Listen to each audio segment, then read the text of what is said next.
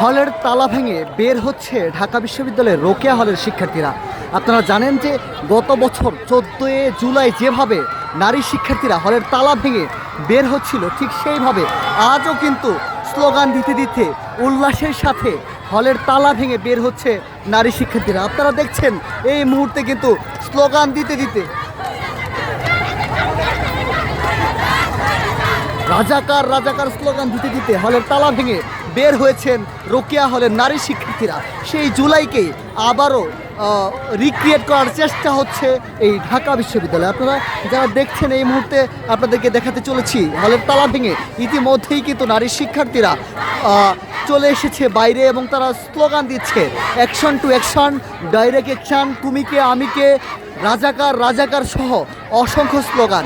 গত বছরের এই দিনেই ঠিক এমনিভাবেই কিন্তু হল থেকে বের হয়ে এসেছিলেন ঢাকা বিশ্ববিদ্যালয়ের সেই নারী শিক্ষার্থীরা।